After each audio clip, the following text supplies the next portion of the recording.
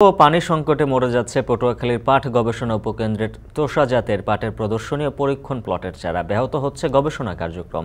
এ বিষয়ে বিস্তারিত জানাতে কলাপাড়া থেকে যুক্ত হয়েছেন সহকর্মী জসিম পারভেজ। জসিম, প্রদর্শনী ও পরীক্ষণ প্লটের চারাগুলো বাঁচাতে বিকল্প কোনো ব্যবস্থা নেওয়া হচ্ছে কিনা বিস্তারিত জানাবেন। উজ্জ্বল হাফিজ, আমি সরাসরি আপনার প্রশ্নের উত্তর দিচ্ছি। সেটা হচ্ছে, আপনি জানেন যে বাংলাদেশ যে পাট গবেষণা ইনস্টিটিউট, তারা নিজস্ব গবেষণার মাধ্যমে দেশি পাট ৮ এবং দেশি পাট ১০ এই দুটি প্রজাতি উদ্ভাবন করেছেন এবং সেটির ফলাফল ভালোই হয়েছে।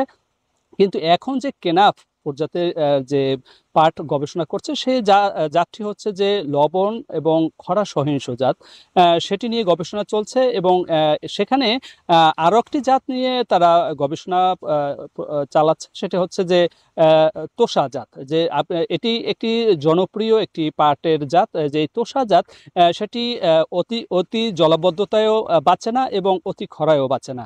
কিন্তু সেই জাতটি এখন এখানে তারা পরীক্ষণ করতে গিয়ে হঠাৎ তীব্র তাপ প্রবাহ এবং পানি শূন্যতায় কিন্তু সেগুলো পরীক্ষণে অনেক বিলম্ব হচ্ছে এবং প্রতিবন্ধকতা সৃষ্টি হচ্ছে বলে এবং এখানকার বৈজ্ঞানিক কর্মকর্তারা আমাদেরকে নিশ্চিত করেছে। তারা বলেছে যে এখন যে এই তীব্র তাপদাহ চলছে, সেই তাপদাহ কে কেন্দ্র করেই এটি আরও পিছনে সরিয়ে, যেমন মে মাসের শেষ সপ্তাহ থেকে শুরু করে আরও ২ মাস পর্যন্ত এটি পরীক্ষণ চালাবেন এমনটি আমাদের নিশ্চিত করেছেন।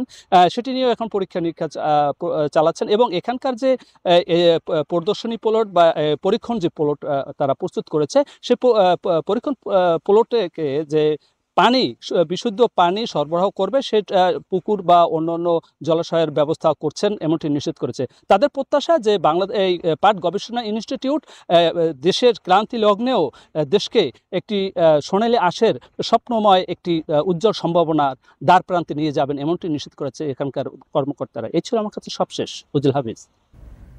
পটুয়াখালী থেকে যুক্ত ছিলেন জসিম পারভেজ। শুধু বাংলাদেশ নয়,